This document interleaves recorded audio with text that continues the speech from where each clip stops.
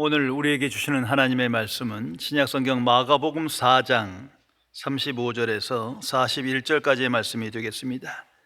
제가 가진 성경으로는 신약성경 59면에 기록되어 있습니다. 59면에 기록된 마가복음 4장 35절에서 41절까지의 말씀입니다.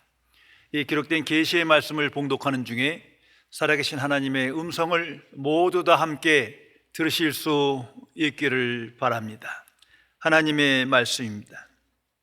그날 저물 때에 제자들에게 이르시되 우리가 저편으로 건너가자 하시니 그들이 무리를 떠나 예수를 배에 계신 그대로 모시고 가매 다른 배들도 함께 하더니 큰 광풍이 일어나며 물결이 배에 부딪혀 들어와 배에 가득하게 되었더라. 예수께서는 고물에서 베개를 베고 주무시더니 제자들이 깨우며 이르되 선생님이여 우리가 죽게 된 것을 돌보지 아니하시나이까 하니 예수께서 깨어 바람을 꾸짖으시며 바다더러 이르시되 잠잠하라 고요하라 하시니 바람이 그치고 아주 잔잔하여지더라. 이에 제자들에게 이르시되 어찌하여 이렇게 무서워하느냐 너희가 어찌 믿음이 없느냐 하시니 그들이 심히 두려워하여 서로 말하되 그가 누구기에 바람과 바다도 순종하는가 하였더라. 아멘.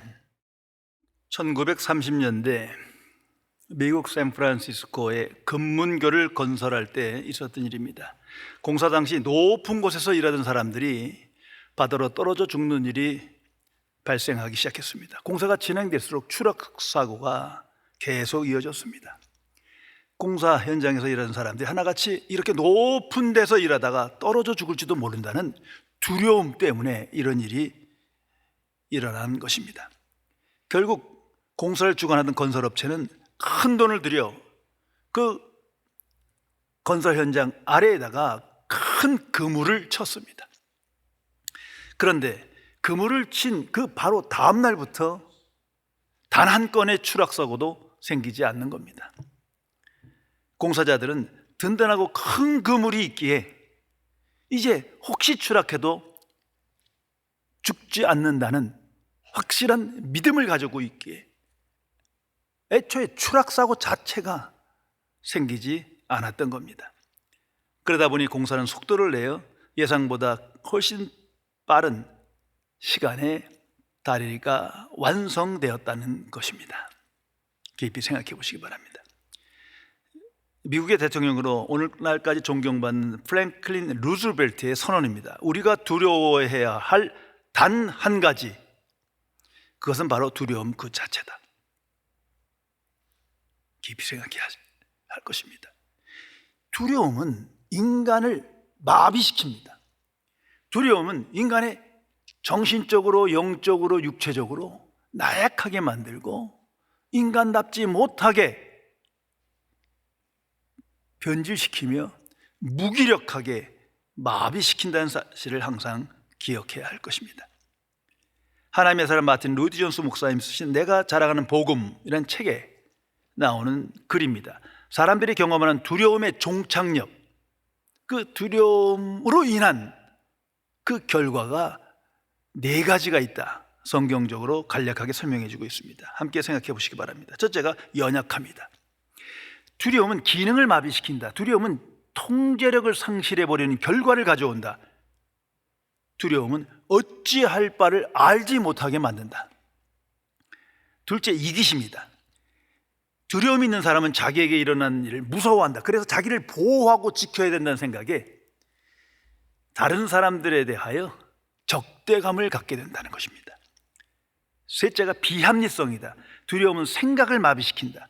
두려움은 사람이 책임감 없이 행동하게 만든다. 넷째가 도피주의다. 현 세대가 가장 두려워하는 영은 쾌락에 탐닉하는 것으로 명확히 나타난다. 현대인은 이러한 쾌락을 통해 다른 양태의 도피처를 찾는다. 삶을 두려워하기 때문이다.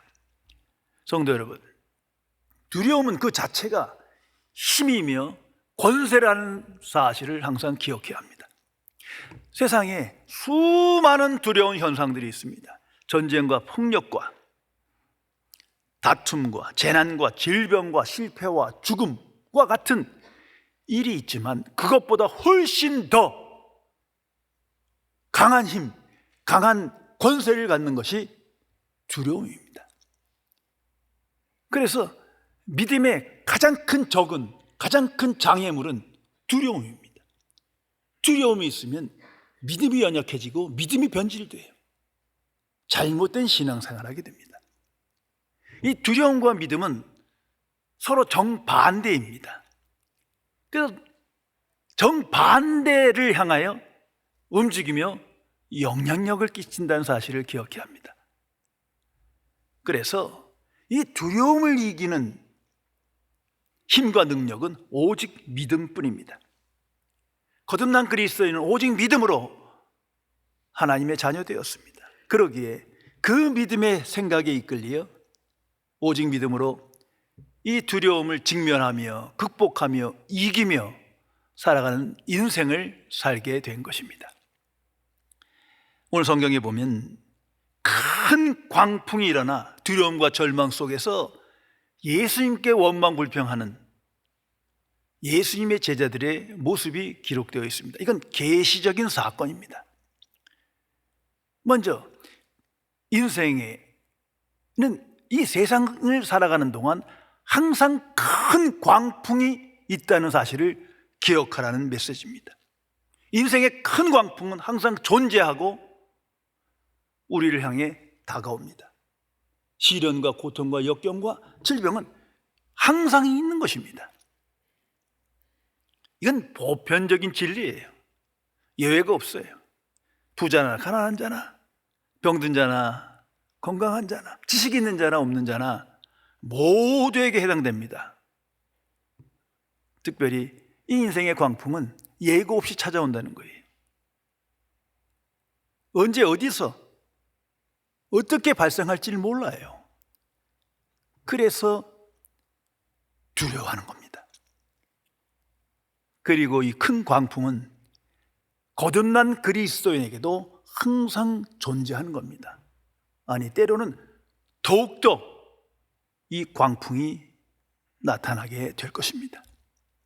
그러므로 예수 믿고 구원받아서 만사형통하고 모든 게 잘 되고 성공하고 이건 가짜예요.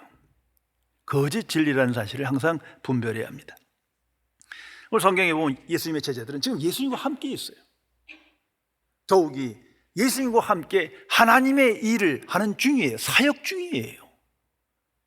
그런데 갑자기 큰 광풍이 닥쳐옵니다. 한번 생각해 보세요. 사탄의 역사가 언제 가장 강력하게 일어나겠습니까? 오히려 예수님과 함께 할 때예요. 하나님의 일이 힘쓸 때 그걸 깨트려야 하니까 또 교묘하게 강력하게 역사합니다. 기독교 역사는 한마디로 박해 중에 일어난 겁니다. 선한 일을 하고 하나님의 복음을 전하지만 돌아오는 건 항상 박해였어요. 성경이 말하고 역사가 증거합니다. 성도 여러분, 문제는 이 큰 광풍이 아니에요. 이건 피할 수 없는 광풍이 이 세상에 살아가는 동안에 항상 있을 수밖에 없는 겁니다. 그러기에 우리에게 가장 큰 문제는 이 광풍을 겪으면서 어떤 태도로 살아가느냐예요. 이 광풍 속에 나타난 두려움입니다. 이 두려움을 이기느냐 이기지 못하느냐, 여기서 그 인생이 결정됩니다. 21세기는 인류 역사상 가장 불확실한 시대입니다. 불확실성이, 모든 것이 불확실합니다. 특히 정치와 경제, 모든 것이 불확실해요. 확실하면 두려워할 필요가 없죠. 어떻게 될지 아무도 몰라요. 해결책도 없어요. 사회, 문화, 교육, 환경, 모든 분야에서 불확실성을 나타내고 있는 거예요. 그 속에서 근심하고 염려하며 때로는 절망하며 두려움에 빠지게 됩니다. 그런데 이런 위험이 과거에는 지역적 위험이었는데 이제는 세계화된 위험이에요. 전쟁과 경쟁, 전쟁과 그 경제를 생각해 보세요. 이게 세계화가 돼요. 질병을 생각해 보세요. 한 지역에서 끝나는 게 아니에요. 세계화가 돼요. 이처럼 모든 분야에서 위험성이 세계화된 불확실성의 시대를 살아가고 있습니다. 그래서 인간은 항상 두려움을 안고 있는 것입니다. 이런 이야기가 있습니다. 오랫동안 전쟁에서 참여했던 한 장교가 있었는데 휴가를 가지 않는 거예요. 그 직속상관이 물었어요. 자네 최근에 결혼했고 휴가를 보내주는데 왜 휴가를 안 가나? 이 장교의 대답입니다. 휴가 가봐야 거기도 여기처럼 전쟁터인 건 마찬가지입니다. 성도 여러분, 세상은 전쟁 중이에요. 경제 전쟁, 폭력으로 전쟁, 바이러스 전쟁, 문화 전쟁, 종교 전쟁, 모든 게 충돌하고 대결하고 있다는 사실을 인식하며 오늘을 살아가야 합니다. 오늘 성경에 보면 큰 풍랑 속에서 죽음의 위기를 직면하며 두려워하는 제자들에게 예수님께서 딱 두 가지 질문을 던지십니다. 아니, 두 가지 말씀을 하십니다. 어찌하여 이렇게 무서워하느냐? 그리고 이어서 어찌하여 믿음이 없느냐 말씀합니다. 이 말씀 중에 인생의 모든 문제에 답이 있다는 사실을 기억해야 합니다. 구체적으로 말씀드리면 모든 두려움의 원인은 환경과 조건이 아니라 믿음의 문제다. 믿음이 없기 때문이다. 불신앙이 원인이다. 이것을 말씀하고 계십니다. 이 사건 속에서 생각해 보세요. 지금 제자들은 그 중에 어부들이, 숙련된 어부들이 있어요. 그런데 이 풍랑은 보통 풍랑이 아닌 거예요. 큰 풍랑이어서 죽을 수도 있는 그런 상황에 놓였어요. 그들은 지금 이 큰 풍랑, 인생의 큰 광풍 때문에 두려워하는 거예요. 근데 예수님은 같이 그 현장에 있으면서 불구하고 본질은 그게 아니라는 거예요. 눈에 보이는 환경과 조건이 아니고 가장 큰 본질은 눈에 보이지 않는 거예요. 믿음의 문제라고 지적하고 있는 겁니다. 영적인 것이다. 그 말씀을 그들에게 전해주십니다. 특별히 오늘 성경 보면 그날 저물 때, 이것이 본문 상황을 자세히 말해줍니다. 그날 낮에 예수님께서 천국 비유를 말씀하셨어요. 마가복음 4장 전체가 천국 진리를 선포하신 겁니다. 그리고 그 제자들을 불러서 특별하게 그 비유를 자세히 설명해 주셨다. 성경은 기록하고 있습니다. 자, 그럴 때 그들은 깜짝 놀랐을 거예요. 권세 있는 말씀에, 영생의 말씀에 감격하고 큰 깨달음을 얻었어요. 그래서 예수님 앞에서 아멘, 아멘 했을 거예요. 믿습니다. 정말 그렇습니다. 그리고 그 진리에 대한 믿음으로 살겠습니다. 앞으로 하나님 나라와 하나님의 의를 구하며 천국을 갈망하며 소망하며 이 진리에 이끌려 살겠습니다. 결단했을 거예요. 너무나 분명하지 않습니까? 예수님께서 직접 가르쳤습니다. 그런데 그날 저녁에, 이게 무슨 일주일 후도 아니고 그날 저녁에 몇 시간 되지 않아서 갑자기 큰 광풍이 닥쳐오니 그 속에서 다 무너져 버립니다. 아주 나약한 인간의 모습을 보입니다. 전혀 믿음이 없던 사람처럼 행동합니다. 두려움에 휩싸여 절망하고 예수님께 원망하는 모습을 나타내고 있습니다. 지금 예수님과 함께 있음에도 불구하고 전혀 인식하지 못하는 거예요. 성도 여러분, 이 사건 속 생각해 보세요.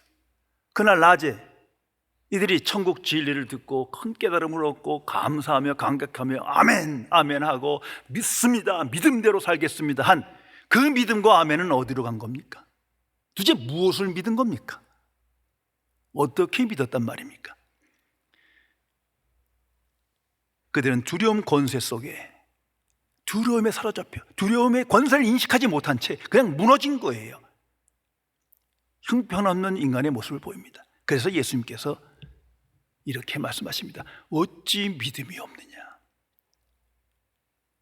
이 환경에 이 재난의 큰 광풍의 문제가 아니에요. 그 사람의 믿음의 문제예요. 어찌 믿음이 없느냐. 오늘도 우리에게 이 말씀을 하십니다. 어찌 믿음이 없느냐. 하나님의 사람 존 웨슬리가 오래전에 배를 타고 대서양을 지나갈 때 큰 풍랑을 만난 경험이 있습니다. 그는 미국의 조지아에 가서 선교사로 헌신하고 믿음으로 사역하다가 돌아오는 길에 이런 위기의 순간을 맞이했습니다. 그런데 불행하게도 그는 공포에 떨며 두려워했습니다. 근데 그때 가판에서 찬송 소리가 들리는 거예요. 올라가 보니까 당시 모라비아인 그리스도인들이 기도회를 하며 찬송하는 거예요. 깜짝 놀라서 존 웨슬리 묻습니다. 당신은 도대체 두렵지 않소? 그들의 대답입니다. 두려워할 이유가 어디 있어? 사랑하는 주님께서 우리를 부르신다면 우리는 구원의 주님 앞에 서게 될 것이 아니요. 존 웨슬리는 훗날 이렇게 그 사건을 고백합니다. 엄청난 풍랑을 만났다는 사실보다 죽음 앞에서 그토록 담대할 수 있었던 이 모라비안 그리스도인의 신앙이 나에게 더욱 충격적이고 도전이 되었다. 존 웨슬리도 훗날 거듭난 후에 온전한 믿음을 갖게 되고 그들처럼 담대한 인생을 살아가게 되었습니다. 철학자이며 하나님의 사람 키에르케고르가 쓴 untested faith라는 용어가 있습니다. 직역하면 시험되지 않은 믿음입니다. 이것은 스스로 구원에 이르는 믿음을 갖고 있다 확신하지만 사건 속에서, 큰 풍랑 속에서 단련되지 않은 믿음을 말합니다. 그래서 큰 풍랑이 닥치면, 큰 시련이 닥치면 어디로 튈지 몰라요. 예상 밖이요. 어떤 사람이 될지 모르는 거예요. 아직 거듭나지 못했기 때문입니다. 성도 여러분, 거듭난 믿음이란 두려움이 있지만, 두려움을 인식하지만 두려움을 극복하고 이기는 믿음을 말하는 것입니다. 구원에 이르는 믿음이란 이런 것입니다. 왜? 그 믿음 자체가 힘이요 능력이요 권세가 있기 때문이에요. 그래서 예수님께서 말씀하시는 겁니다. 어찌 믿음이 없느냐. 너희가 정말 천국 복음을 믿었다면, 너희가 정말 내가 세상에 구주로 온 하나님의 자녀임 아들임을 믿었다면 이게 전혀 문제가 안 될 텐데, 이렇게 두려움에 휩싸이지 않을 텐데, 이렇게 불확실성에 떨지 않을 텐데 어찌 믿음이 없는 삶을 살아가느냐, 이렇게 질문하시는 겁니다.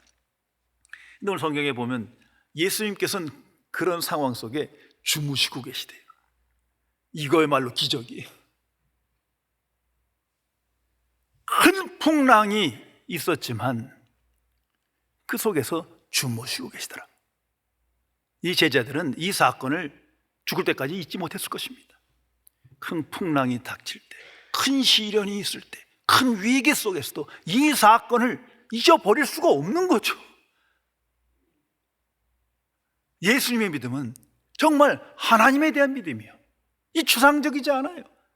전지전능하신 하나님, 역사에 주신 하나님께서 오늘 살아계시고 역사하시는 거예요. 그리고 하나님의 주권과 통치와 섭리와 경륜을 믿어요. 모든 일들이 하나님의 주권 아래 허락되어져 있는 일이에요. 그러기 하나님을 믿으니 그런 문제, 다른 것들은 그 현상이 문제가 되지 않는 거죠. 주님은 그 순간도 풍랑 속에서 평강을 누리신 겁니다. 하나님의 안식을 누리고 계신 거예요. 큰 풍랑의 사건 속에서 믿음의 본을 나타내 주신 겁니다. 성도 여러분, 세상은 어둠입니다. 성경은 명료하게 선포합니다. 이 세상의 권세를 분명히 알고 인식하며 살아가야 합니다. 그래서 세상 살아가는 동안 우리 모두는 인생의 큰 풍랑을 직면해야 합니다. 피할 사람 아무도 없어요. 예를 들어 세상의 뉴스들을 생각해 보세요. 정치, 경제, 문화, 사회, 교육 모든 분야에서 항상 불확실성이에요. 의견만 있어요. 답도 없어요. 어떤 건 뻔한 진실인데 서로 다른 의견을 내고 그것을 추상화하면서 애매모호하게 만들어요. 들으면 들을수록 항상 불안하고 짜증나고 근심하게 됩니다. 그러다 보면 절망하고 두려움에 빠지게 되는 거예요. 이 두려움은 피할 수 없는 실존입니다. 그러나 그 속에서 하나님의 자녀는 두려움을 극복하고 이기며 오늘을 살아갑니다. 그것이 구별된 그리스도인의 인생입니다. 어떻게 극복하고 이기는 것입니까? 이 질문의 답은 오직 하나입니다. 오직 믿음으로. 예수님께서 본을 보이시며 사건으로 메시지를 주십니다. 어찌 믿음이 없느냐. 이게 믿음의 문제라는 것이죠. 정말 믿음이 있다면 주의 평강을 누리며 안식하며 초연한 인생을 살아가기 때문입니다. 두려움에 대한 유일한 해결책은 오직 믿음입니다. 이것이 천국 진리요 하나님의 복음입니다.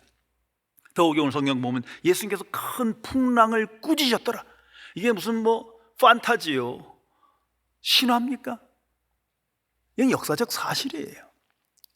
생각해 보세요. 어느 종교 창시자가 큰 풍랑을 꾸짖으며 바다를 향하여 잠잠하라 고요하라 했는데 순종하는 것입니까? 있을 수 없는 거예요. 이 사건을 통해서 예수가 누구인지를 우리에게 계시하고 있는 겁니다. 오늘 39절에 이렇게 기록합니다. 예수께서 깨어 바람을 꾸짖으시며 바다더러 이르시되 잠잠하라 고요하라 하시니 바람이 그치고 아주 잔잔하여지더라. 이분은 도대체 누구십니까? 성자 하나님이신 거예요. 하나님의 주권적 능력이 아니고선 어느 인간이 이런 일을 할 수 있단 말입니까?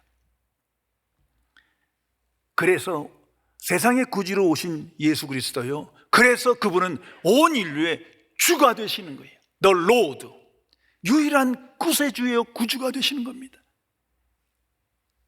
그래서 예수 그리스도께 속한 하나님의 자녀는 예수 그리스도께 항상 경외와 순종을 표합니다. 그분이 나의 주가 되시고 나와 함께 하시기 때문에 이것이 믿음의 역사입니다. 무엇보다도 십자가에 달려 죽으신 분이 누구십니까? 어느 인간이 아니에요. 어느 성자가 아니에요. 어느 종교 창시자가 아니에요. 어느 위대한 스승이 아니에요. 큰 풍랑을 잠잠케 하시는, 바다에게 명령하여 바다가 순종하는 권세를 가지신 분이 자발적으로 십자가에 피 흘려 죽으신 겁니다. 예수께서는 무능력해서 그런 일이 있던 것이 아니에요. 능력을 행하지 않으신 거예요. 예수님께서 강제로 끌려가서 빌라도 때문에, 가야바 때문에 그런 수치를 당하신 게 아닙니다. 자발적으로 하나님의 뜻에 순종하시며 인류를 구원하시기 위해서 나 같은 죄인을 구속하기 위하여 화목 제물이 되신 것입니다. 그래서 예수 그리스도를 나의 구주로, 구세주로 영접하는 거예요. 그 은혜와 사랑이 너무 크고 위대해서 그 복음을 영접하여 믿음으로 하나님의 자녀 된 것입니다. 오래전에 있던 실화입니다. 영국의 한 장군이 가족들과 함께 항해를 하다가 큰 풍랑을 만났어요. 사람들이 다 두려워하고 벌벌 떨 때 이분이 태연하게 두려워하지 않고 가족들을 안심시킵니다. 근데 풍랑이 멈췄을 때 그 아내가 물어봤어요. 아니, 지금 우리 가족들 다 죽게 됐는데 어떻게 그렇게 태어날 수 있는 거예요? 이 장군은 말로 대답하지 않고 행동으로 하나의 사건을 일으켰어요. 그건 뭐냐면 갖고 있던 큰 칼을 뽑아서 아내의 목에 대고 물었습니다. 이 칼로 당신 목을 찌를 수 있는데 당신 두렵지 않느냐? 아내는 대답합니다. 전혀 두렵지 않다고. 그 칼이 당신 손에 있는데, 나를 사랑하는 남편 손에 있는데 내가 두려워할 이유가 뭐가 있냐고 대답합니다. 그럴 때 이 장군이 이렇게 말했답니다. 나도 그렇소. 우리를 사랑하시는 하나님 손안에 있는 큰 풍랑이 어찌 두렵겠는가? 성도 여러분, 이것이 그리스도인의 믿음입니다. 성경은 하나님의 복음을 명료하게 선포합니다. 삼위일체 하나님께서 하나님의 자녀와 항상 함께 하신다 약속하십니다. 이 복음 진리를 믿는 자가 하나님의 자녀예요. 그 믿음으로 오늘을 살아가기에 담대한 인생을 살아갑니다. 그 믿음의 생각에 이끌리어 복음을 묵상하고 천국 진리를 생각함으로 믿음의 능력과 권세를 체험하며 세상을 이기며 두려움을 이기는 담대한 인생을 살아가게 되는 것입니다. 무엇보다도 십자가에 죽으셨으나 부활하신 살아계신 그리스도, 그분이 성령을 통하여 오늘도 역사하십니다. 이 사건이, 이 진리가 깨달아지고 영접되고 믿어지는 놀라운 역사가 하나님의 자녀에게 나타난 거예요. 이것이 믿음의 역사입니다. 그래서 그 믿음은 하나님의 은혜로 말미암은 선물입니다. 이제 하나님의 자녀는 그 믿음을 가지고 오늘을 살아갑니다. 복음의 증인으로 살며 복음의 생각에 이끌려 살며 하나님의 주권과 통치를 생각하며 살며 하나님의 영광을 소망하며 살며 천국이 나타났고 다가옴을 고백하며 살며 이 땅에서 온갖 두려움을 이기고 승리의 삶을 살아가게 됩니다. 그 인생을 통하여 하나님께 영광 돌리며 여호와의 이름을 영화롭게 하는 놀라운 인생이 나타나게 되는 것입니다. 기도하시겠습니다.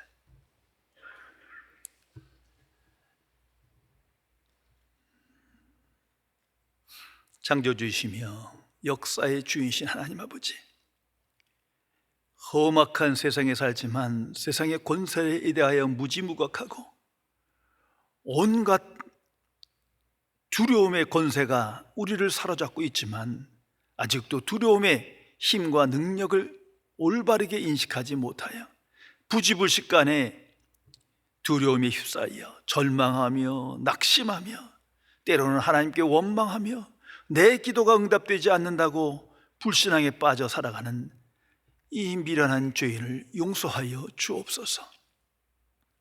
성령이시여, 오직 성령 충만을 받아 하나님의 은혜의 선물인 믿음으로 살아가는 하나님의 자녀 되었음을 기억하며 기뻐하며 그 믿음에 이끌리어 믿음의 생각으로 승리하며 온갖 두려움을 이기며 이 땅에서 권세 있는 삶을 나타내는 모든 주의 자녀에게 지켜 주옵소서. 주가 부르시는 그날까지 세상을 이기며 나를 이기며 하나님께 영광 돌리는 승리의 삶을 살도록 지켜 주옵소서. 우리 주 예수 그리스도의 이름으로 간절히 기도드리옵나이다. 아멘.